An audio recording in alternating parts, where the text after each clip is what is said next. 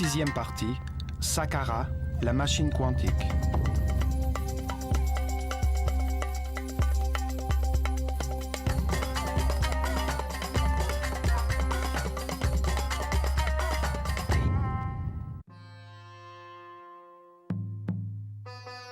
Le sanctuaire de Saqqara.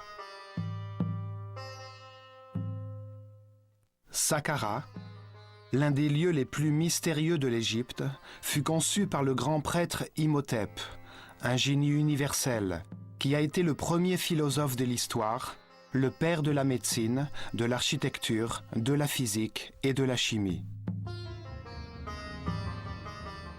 Les Grecs qui firent leurs études en Égypte l'ont rebaptisé Asclépios ou Aesculapius pour souligner ses prouesses médicales. Ils l'ont également appelé Hermès Trismégistus, 3 fois grand, car il était aussi un grand philosophe et un excellent physicien qui a révélé le fonctionnement de l'univers. Imhotep, le grand prêtre de l'école de mystère de l'œil d'Horus, fit construire Saqqara, un énorme chantier en termes de temps, de travail et de ressources qui bénéficia à toute la société sur le plan spirituel et matériel. La technologie qui y était développée était essentielle pour accélérer la fréquence vibratoire des initiés, facilitant ainsi leur évolution spirituelle. Elle a permis à ses disciples de voir qu'il existe d'autres dimensions, d'entrer en contact avec des êtres supérieurs et d'entendre les révélations de ces grands maîtres.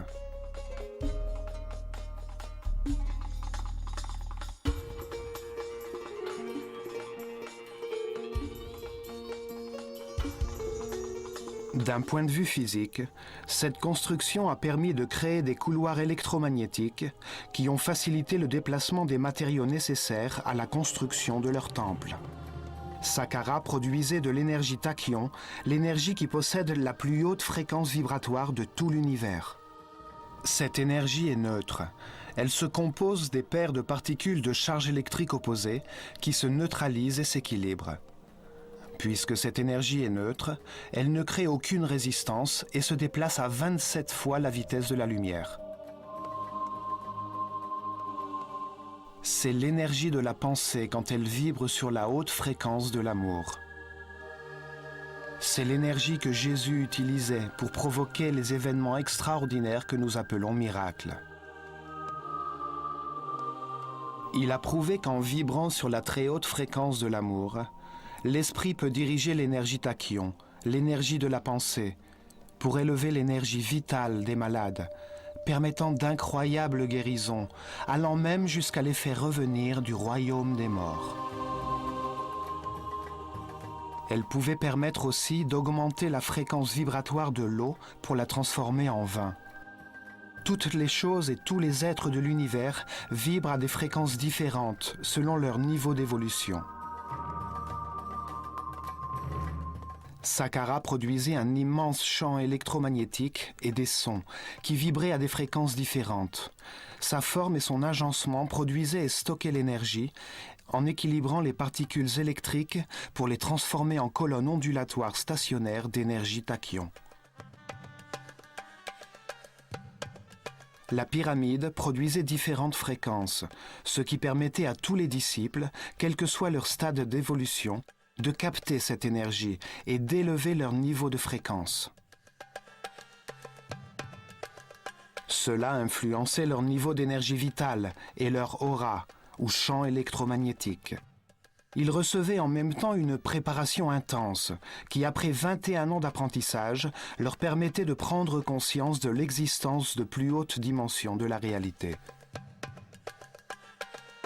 En manipulant des niveaux supérieurs d'énergie vitale dans la vibration de l'amour, le sens de la télépathie s'éveille, tout comme la sensibilité permettant de percevoir la musique des sphères, la danse des particules subatomiques qui forment l'aura, le champ électromagnétique que chaque être humain produit autour de son corps.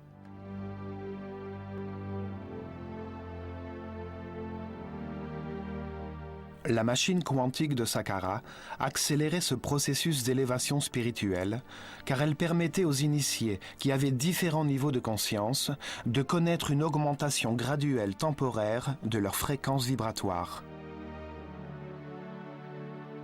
Grâce à la méditation, en recevant les informations nécessaires pour trouver le chemin de la paix et de l'harmonie, en respectant tout ce qui existe, en comprenant que toutes les choses du monde vivant sont reliées entre elles, cette expérience vibratoire pouvait devenir constante.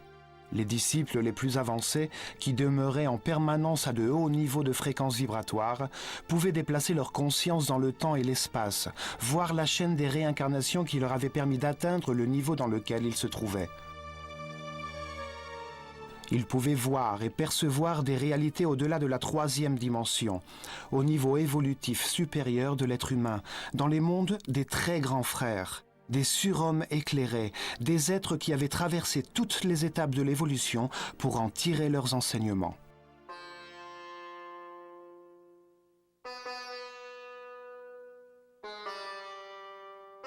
La connaissance de ces réalités permit à Imhotep de déclarer dans le Kybalion que ce qui existe dans l'au-delà existe aussi ici-bas, qu'il y a une relation entre les différents niveaux de réalité.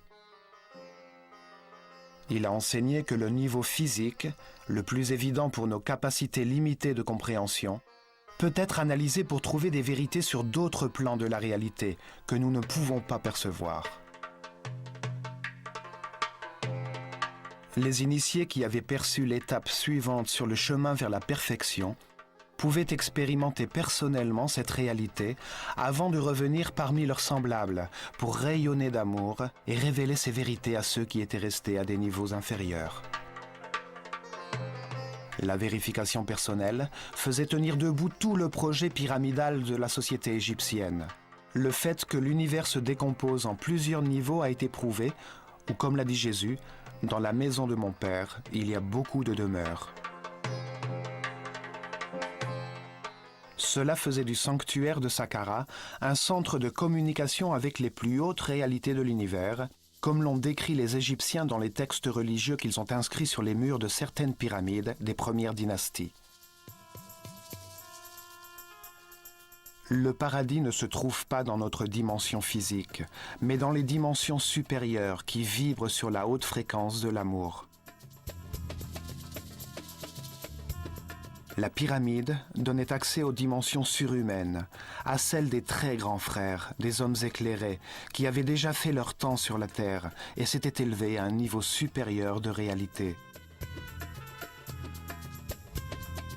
Une autre fonction du sanctuaire était l'utilisation des charges d'ions pour produire des couloirs électromagnétiques, le long desquels les prêtres d'Horus déplaçaient les blocs de granit dont ils avaient besoin pour construire leur temple.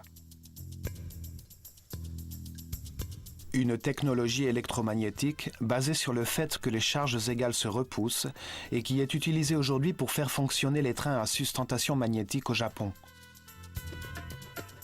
À Saqqara, il a été prouvé que lorsque les objets vibrent à très haute fréquence, ils s'allègent, ils s'éclaircissent, et les êtres humains l'évitent. Les prêtres égyptiens ont révélé que l'univers se compose de 2 pôles énergétiques, l'amour et la peur. L'amour vibre à très haute fréquence, alors que la peur vibre à une fréquence très basse. L'être dont la conscience est peu évoluée n'a pas vécu beaucoup de réincarnations sur la Terre. Il sait peu de choses. Il vibre à très basse fréquence. La douleur et la peur dominent son existence. Il demeure dans l'enfer de la vie. L'être qui s'est réincarné plusieurs fois a appris des résultats de ses décisions et petit à petit, sa fréquence vibratoire s'est élevée, tout comme son énergie vitale, et il a appris à respecter, à ne blâmer personne, à vivre dans la paix et l'harmonie. Disposant de davantage de connaissances qu'il a pu vérifier, il comprend le sens d'amour, il vibre sur sa fréquence et atteint le paradis de la vie. Les prêtres se sont consacrés à accélérer le chemin d'évolution de leurs disciples, en les informant, en les entraînant à transcender leur ego et en les sensibilisant aux hautes fréquences vibratoires.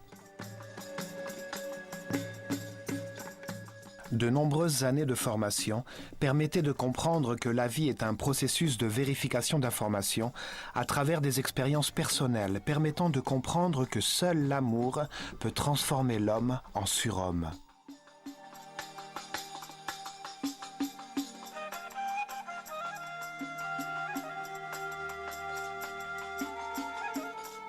L'amour est neutre. Il n'a aucune polarité et il vibre à une très haute fréquence.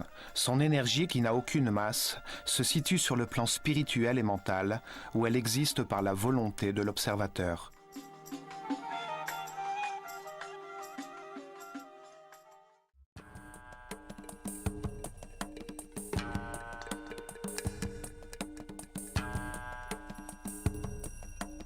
Pour comprendre cet endroit mystérieux, nous allons remonter le temps jusqu'au moment où il n'y avait rien d'autre qu'un immense désert, au moment où Imhotep initia la première étape de la construction de Saqqara, le sanctuaire souterrain.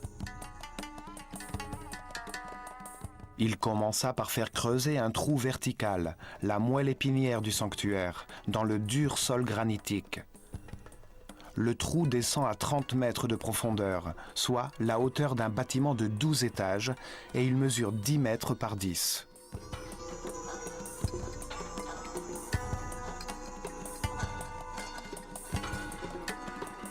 Il existe une théorie selon laquelle les pyramides produisent un reflet, une forme virtuelle qui se projette sous la terre du lieu où elles sont construites. Une série d'effets rattachés à un concept appelé l'antimatière se produirait. On pourrait accéder à une réalité parallèle, contraire à celle du monde physique, par une chambre qui se trouve sous la pyramide. Ce serait son miroir électromagnétique. Là, le temps avancerait dans l'autre sens, de l'avenir au passé. Quelle que soit la raison physique ou métaphysique qui animait les bâtisseurs de ces galeries, la vérité est que le trou est très profond. Et, bien qu'il ait été sculpté dans un sol granitique très dur, ces murs ont été consolidés avec les premières briques de l'histoire de l'humanité. C'était la première fois qu'une unité de construction était uniformément utilisée comme modèle, une petite brique de roche qui servait pour la réalisation de grands travaux. La chose la plus extraordinaire est que ces briques n'étaient pas faites de pierre taillée, mais de pierre fondue. Sur le Nil, très près des chutes d'Aswan, sur l'île du Sahel, une stèle sculptée de hiéroglyphes écrits par le sage Imhotep a été retrouvée. Elle révèle sa formule chimique pour faire fondre du béton qui, quand il sèche, acquiert l'apparence et la résistance de la roche. Une équipe de scientifiques français, dirigée par le chimiste Joseph Davidovits, docteur en chimie des polymères, a découvert que la mixture produit un agglomérat riche en cristaux de quartz. Un élément qui peut produire de l'électricité si ses molécules vibrent d'une certaine façon.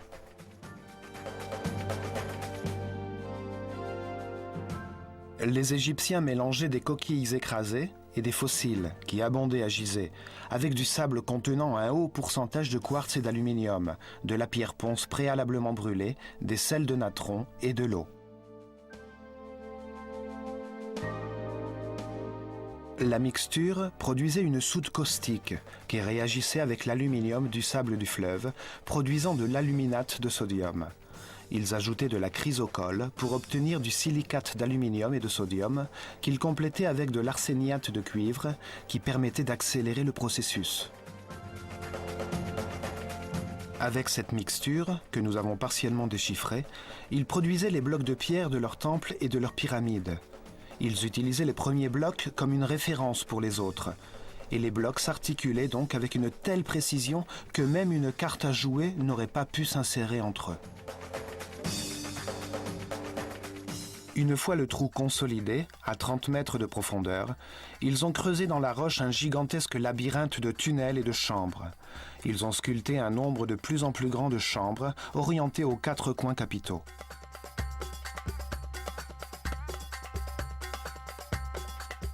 Ils construisirent une chambre adjacente au puits, 2 vers l'est, 3 vers l'ouest, 4 vers le nord et 5 vers le sud. Chaque groupe de chambres produisait à l'intérieur une fréquence sonore différente, de plus en plus haute, tout en restant dans l'intervalle des fréquences électromagnétiques de la pyramide. Dans chaque chambre, il y avait des milliers d'urnes en albâtre qui vibraient toutes à l'unisson, sur la même note musicale. La forme des vases en albâtre et des liquides qu'ils contenaient déterminait la note musicale ou la fréquence vibratoire sur laquelle la chambre était accordée. La note Mi retentissait dans 5 chambres, qui constituaient le premier niveau pour la plupart des initiés. Là, il vibrait au-dessus de Ré, qui était la fréquence sur laquelle ils étaient arrivés dans le sanctuaire. Fa vibrait dans les urnes de 4 chambres. Sol vibrait dans 3. La résonnait dans les 2 chambres à l'ouest et, dans la chambre principale de la pyramide, dans un sarcophage en albâtre d'un seul tenant, les meilleurs disciples atteignaient la note Si, ce qui leur permettait d'approcher des dimensions supérieures. On appelle ces espaces les chambres bleues, puisque leurs murs sont décorés avec les premières tuiles en céramique de l'histoire. Il y avait plusieurs nuances de bleu turquoise. À l'intérieur, des couples d'initiés, toujours un homme et une femme, méditaient pour s'accorder sur des niveaux de vibration de plus en plus élevés.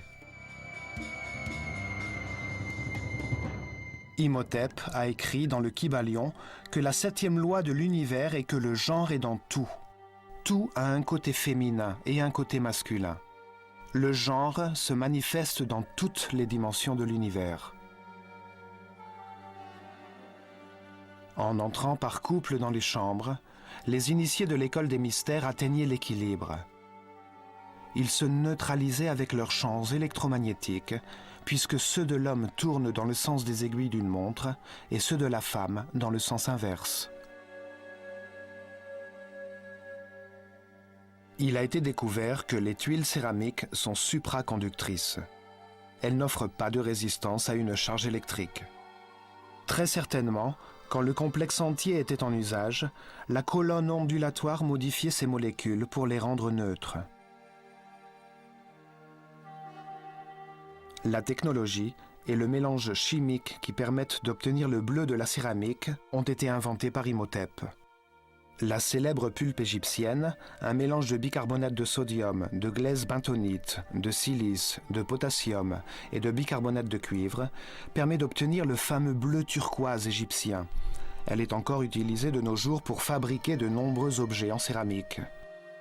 Les tuiles céramiques ont été disposées dans une série d'arcs soutenus par une forme qui représente la moelle épinière de toutes les créatures, appelée Djed. Cette forme diffuse l'énergie dans tout le corps, et Ptah, le dieu créateur de l'univers, l'a possédée en son pouvoir.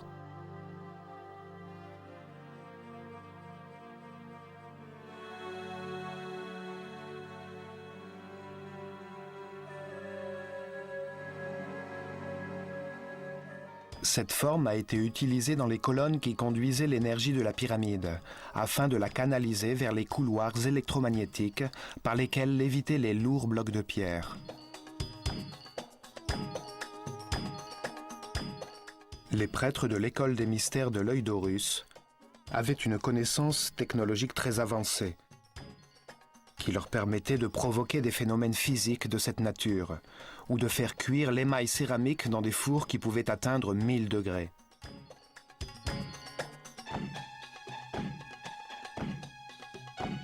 De grandes images en relief, sculptées dans la pierre, ont été trouvées dans ces chambres, comme celle-ci, représentant le pharaon Djeser durant la cérémonie rituelle de la rénovation, le Hebsed, portant une couronne blanche qui représente son pouvoir sur la Haute-Égypte.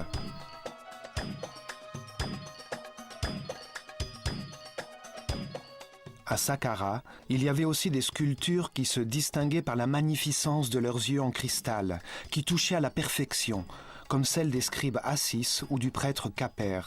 Une forme d'art qui n'a existé que durant les premiers temps de la civilisation égyptienne et qui n'a plus jamais été utilisée par la suite. Au nord, se trouve l'accès au labyrinthe souterrain. Du fond du puits s'élevait une très grande échelle, interrompue par des paliers horizontaux qui montaient jusqu'à la surface.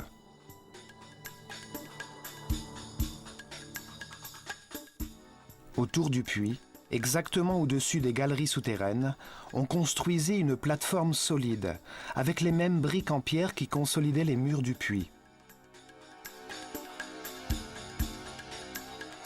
Du côté est, on creusa 11 colonnes, qui descendaient à 5 mètres en dessous des chambres déjà construites.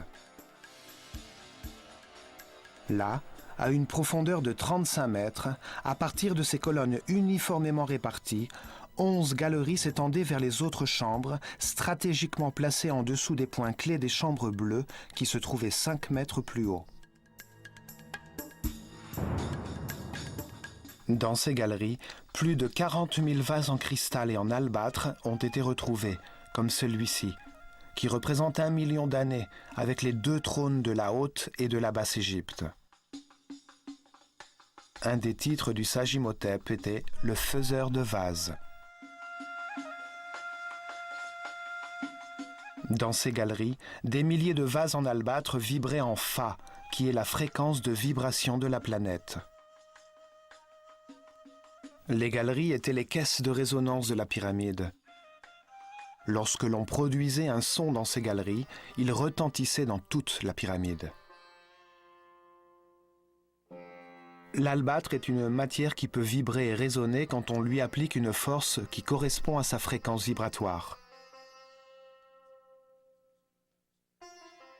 La vibration produite par les urnes avait une fréquence de plus en plus élevée, en fonction du niveau de vibration nécessaire pour la résonance d'une chambre donnée. La fréquence électromagnétique suivait la fréquence sonore.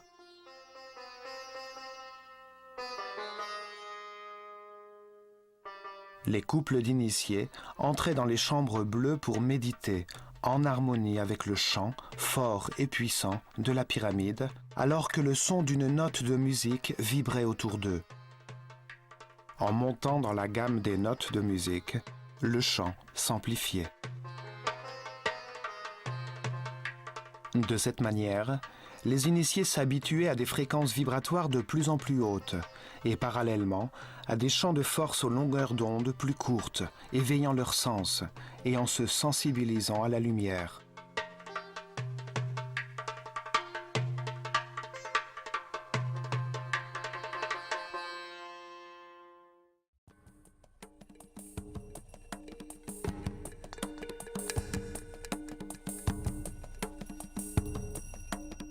Après avoir médité dans les chambres bleues, accordées aux sons provenant des urnes en albâtre, et après s'être exposés à de puissants champs électromagnétiques, les initiés élevaient leur fréquence vibratoire.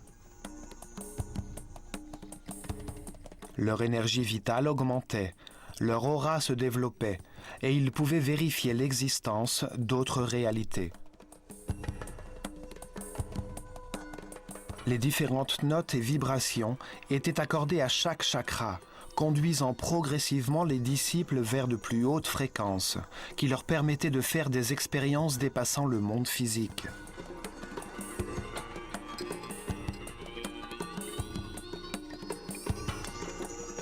Dès que les constructions souterraines furent achevées, l'entrée du puits fut couverte par plusieurs couches de pierre, le transformant ainsi en une sorte d'anti-obélisque souterrain, dont la pyramide, comme un bouchon, apparaissait à la surface.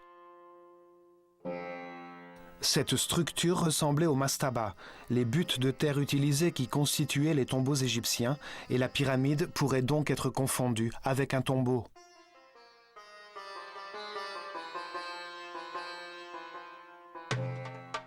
De nos jours, après des siècles, on peut voir la dalle d'origine sous les couches de briques de la pyramide à étages. Ainsi, la première étape des travaux souterrains était achevée.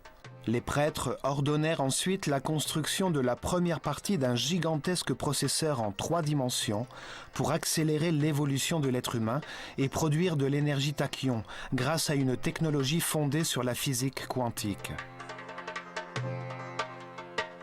C'est ainsi que débuta la deuxième étape, qui vit l'érection de la première pyramide après le déluge universel, une pyramide à étages, qui faisait exactement la moitié du volume et du poids de la pyramide finale.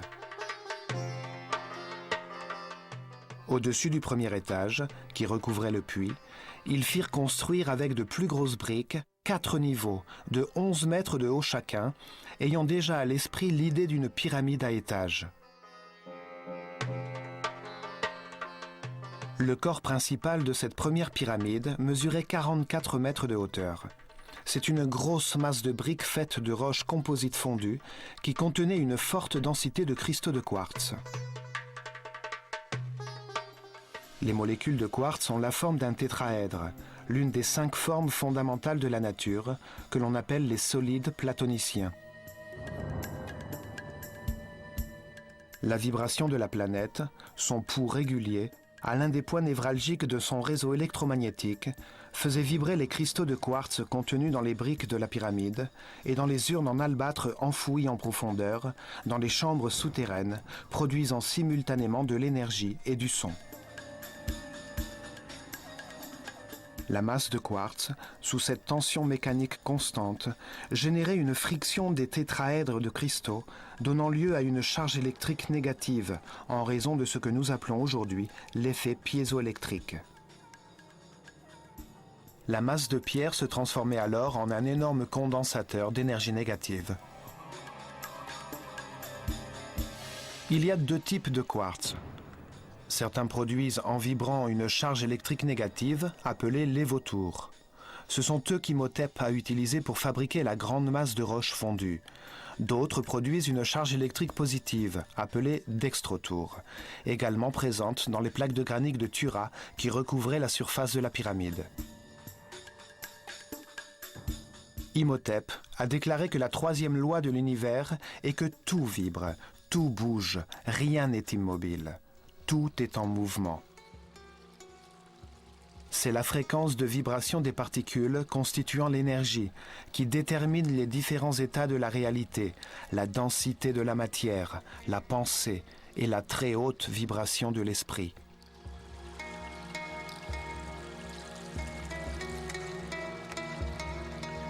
Plus la fréquence de vibration est élevée, plus haut est le niveau de conscience, de connaissance et de respect, et plus on s'avance sur le chemin de l'évolution. Tout vibre, de la matière la plus élémentaire et la plus dense à l'esprit le plus pur. Cette loi détermine l'existence de différents types d'énergie selon leur niveau de vibration. L'énergie électrique, chimique, magnétique, gravitationnelle et tachyon, qui a été produite à Saqqara.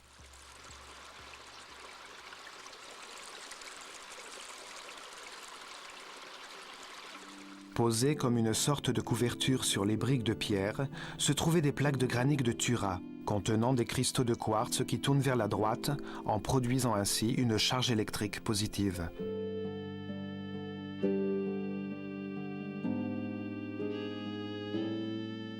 Afin d'isoler la masse des briques de pierre de la surface extérieure de chaque plaque horizontale, ils recouvrirent les briques de blocs de pierre ponce et collèrent les plaques de granit dessus.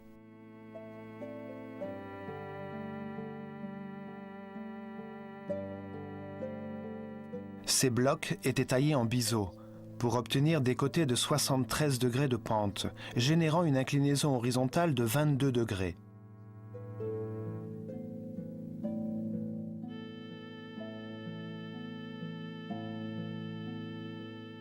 Ces blocs servaient d'isolant entre les 2 charges électriques.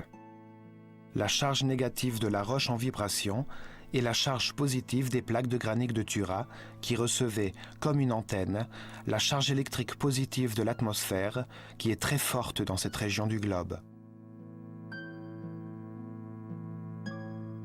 La pyramide stockait par conséquent 2 charges énergétiques différentes et opposées. Les cristaux de la surface de ses 4 côtés recevaient des charges d'énergie positive de l'atmosphère. Et la grande masse de quartz en contact direct avec l'énergie de la Terre plongeait ces molécules d'un champ électrique négatif. La 4e loi déclare que tout est double, que tout est polaire. Dans la réalité de notre monde, tout a un contraire, qui lui est identique par nature, mais à un degré divers. Les extrêmes s'attirent. Les deux pôles sont les deux extrémités d'une même chose. La chaleur et le froid, en opposition, sont en fait les deux pôles d'une seule et même chose, la température. Il en va ainsi de la lumière et de l'obscurité, de la grandeur et de la petitesse, de la mollesse et de la rigidité, de la noirceur et de la blancheur, du bruit et du silence, de la hauteur et de la bassesse. La forme pyramidale était essentielle pour le fonctionnement de la machine quantique. Plus on montait, plus la superficie des couches de pierre horizontale diminuait, et plus elles accumulaient des charges électriques importantes. Le même phénomène se produisait à la surface des plaques de granit de Tura. Ce phénomène était amplifié par les 11 puits verticaux et par l'obélisque souterrain, décalé par rapport à l'axe nord-sud de la pyramide et situé sur un point névralgique du réseau électromagnétique lié à la rotation de la planète. Cet ensemble permettait la circulation des charges électriques dans les deux sens. Les particules chargées positivement tournaient dans le sens des aiguilles d'une montre. Les particules chargées négativement tournaient dans le sens inverse. Ce circuit générait un tourbillon électromagnétique, une tornade de particules subatomiques qui fonctionnait comme un accélérateur et dont la source d'énergie était le pouls régulier de la planète qui créait une fréquence constante et produisait une résonance. À une certaine vitesse et à une certaine fréquence, les forces centripètes et centrifuges faisaient se regrouper les particules de charge et de mouvement opposés qui se neutralisaient et trouvaient un axe commun de rotation à 90 degrés de l'axe de la pyramide, produisant une colonne ondulatoire stationnaire. Cette colonne d'énergie était formée de particules subatomiques regroupées et neutralisées qui vibraient à très haute fréquence.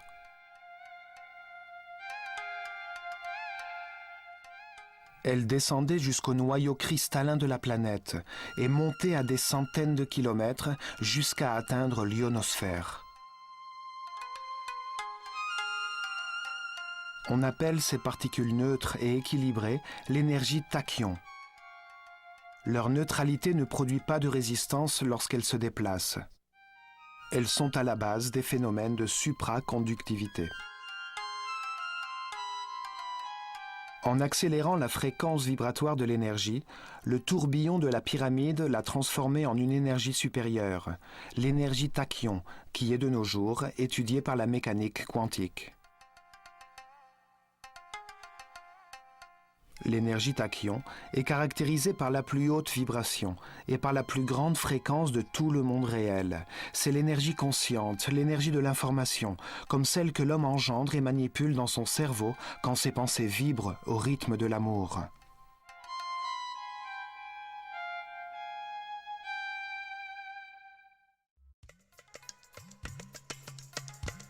L'énergie tachyon, tout comme les colonnes ondulatoires stationnaires, ont été étudiées par Nikola Tesla. Il les a utilisées comme une source d'énergie alternative pour les moteurs électriques, la radio, la télévision, les rayons X, les radars. Elles sont à la base de plus de 1600 brevets d'invention qui ont marqué le XXe siècle.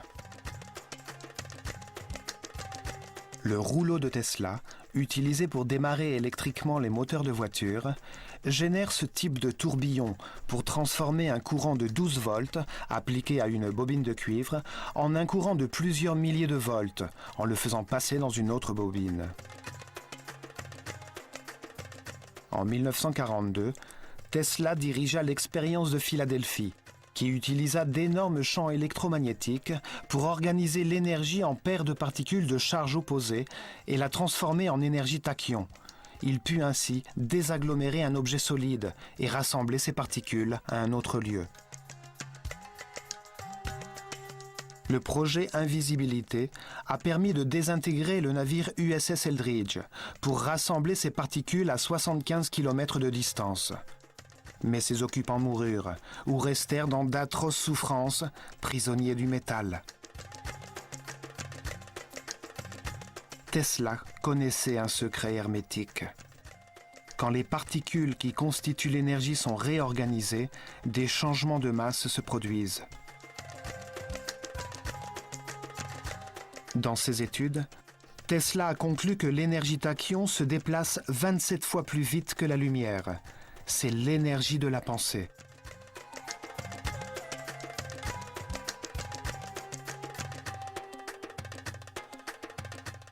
La théorie d'Einstein, dans laquelle la vitesse maximale de la lumière est de 300 000 km/s, se situe à un niveau qui correspond à la réalité. Le niveau physique de la densité matérielle, formée par les atomes, les électrons et les protons. Mais l'univers a 3 niveaux, le physique, le mental et le spirituel.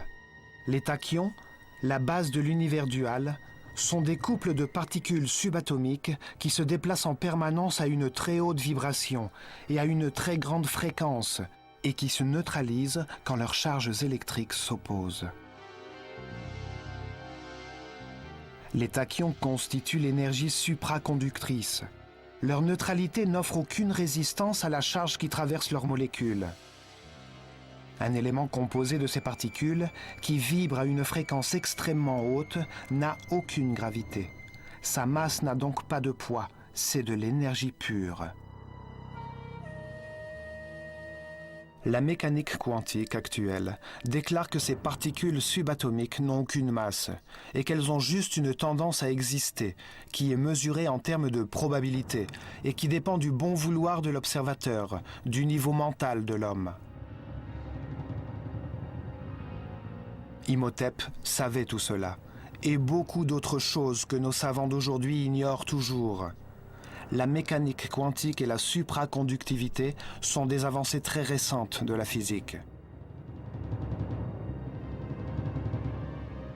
La pyramide à étages de 4 niveaux avait un volume de 280 000 mètres cubes de pierre, qui pesait environ 450 000 tonnes, soit exactement la moitié du poids et du volume de la pyramide finale.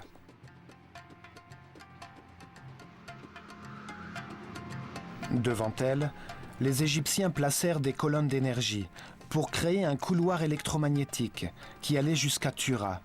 À partir de là, ils transportaient les matériaux nécessaires à l'aboutissement du projet.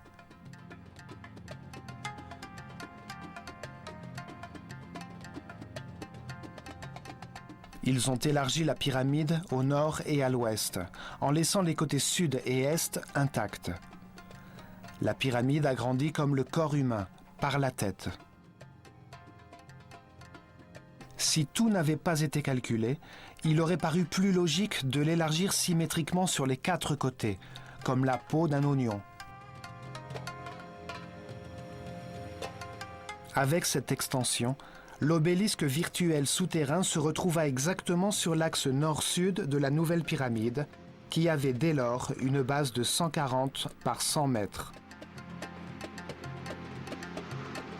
On ajouta encore 2 niveaux, pour atteindre 65 mètres. L'opération permit de doubler le volume de la pyramide, soit 560 000 mètres cubes de pierre pour un poids de 900 000 tonnes.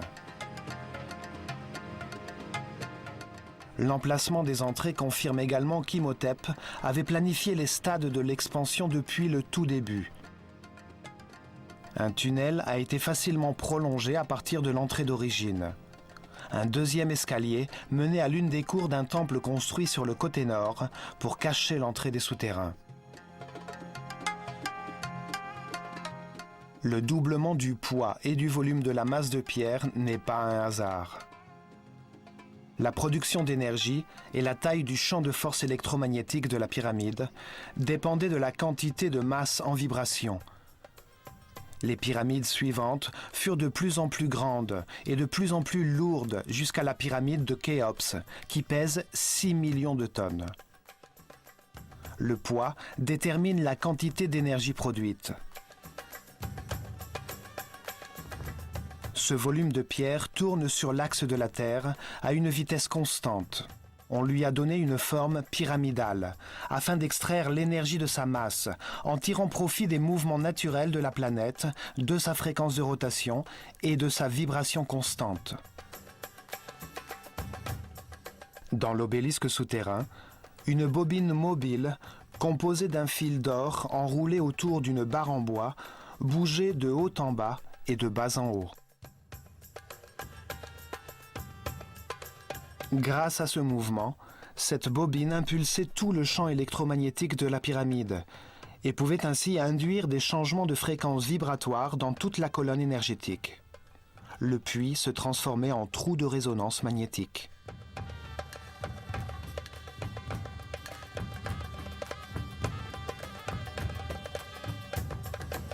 Aux quatre coins supérieurs de l'obélisque se trouve toujours un jeu de bielle en bois épais, positionné à 45 degrés pour servir de crochet et permettre à la bobine de se mouvoir verticalement. Cette bobine électrique permettait de contrôler la longueur d'onde des signaux émis. Quand elle montait, la fréquence vibratoire augmentait jusqu'à atteindre le degré maximum. On pouvait ainsi décider du moment où l'on voulait décharger l'énergie accumulée dans les molécules de quartz de la pyramide à l'occasion de cérémonies planifiées qui, pour des raisons d'équilibre, avaient lieu les jours d'équinoxe. Les prêtres égyptiens ont prouvé que les pyramides sont des objets perpétuellement en mouvement et que chaque mouvement peut être transformé en énergie. La dernière étape fut la construction d'un mur d'enceinte très travaillé et la finalisation de tous les travaux de surface, les fausses chapelles et la cour des serpents, sous l'œil attentif d'un observateur privilégié, la statue du pharaon Djéser.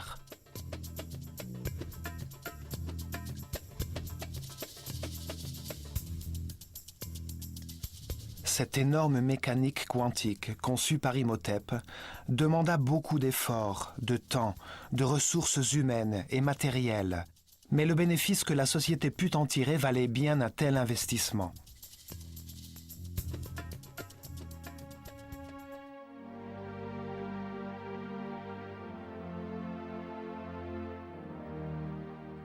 Le tourbillon a été utilisé pour accélérer le développement spirituel des disciples de l'école des mystères de l'œil d'Horus, ces chefs qui ont élevé le niveau de conscience de leur peuple.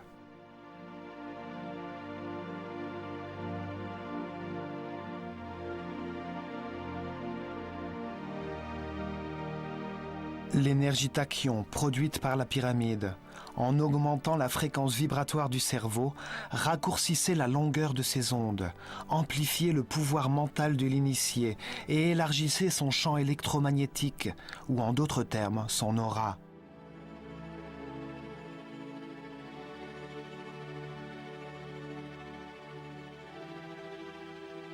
Cela permit à ses disciples d'accéder aux couches supérieures de l'univers. Ils pouvaient ainsi vérifier l'existence d'autres réalités et d'assurer la sécurité de toute la société. En s'accordant sur la même fréquence que des êtres plus élaborés, ils étaient en mesure de communiquer avec eux et de recevoir des informations. Saqqara fut le premier centre de communication à destination de dimensions supérieures. Les pyramides sont le fruit d'une technologie quantique que nous commençons tout juste à découvrir, une technologie que les Égyptiens avaient héritée d'Atlantide, la civilisation perdue. Nous négligeons les enseignements que nous pourrions tirer de Saqqara, qui est un exemple d'une technologie dont nous ne rêvons même pas et que nous nous contentons de croire possible. Une technologie contrôlée par la conscience, vouée à la perfection spirituelle de tous les peuples. Cet énorme circuit électromagnétique produisait et accélérait des particules d'énergie. Il transformait l'énergie statique en courant énergétique pour en faire de l'énergie tachyon. À Saqqara, Les champs solides et électromagnétiques ont été utilisés simultanément pour la première fois afin d'augmenter la vibration des initiés grâce à une technologie qui sera plus tard perfectionnée dans la pyramide de Khéops.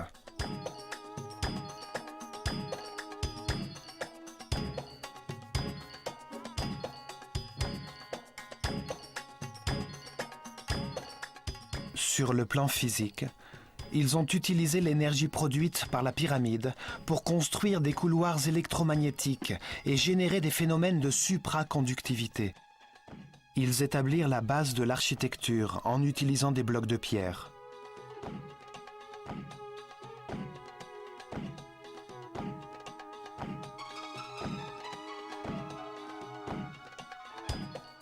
Ils ont prouvé leur sensibilité artistique sur le mur d'enceinte très travaillé et sur les murs de la cour des serpents, dans les détails architecturaux très raffinés du décor de pierre qui dissimulait leurs machines quantiques.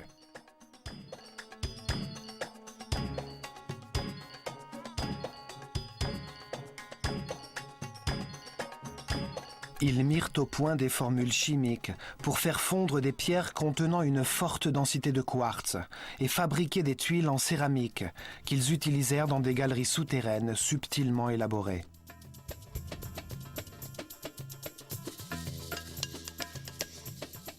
Ils se sont servis des hiéroglyphes pour sculpter dans la pierre leur conception de l'univers. Leur vision nous est restée dans les lois fondamentales d'Imhotep, qui ont constitué la base de la connaissance hermétique pour les francs-maçons, les rosicruciens et les templiers. Imhotep a écrit que n'importe quelle cause a son effet et que n'importe quel effet a sa cause. Rien n'existe par hasard, sans cause, car sinon l'univers serait détruit. En y réfléchissant, Einstein a dit « Dieu n'a pas joué au dé ».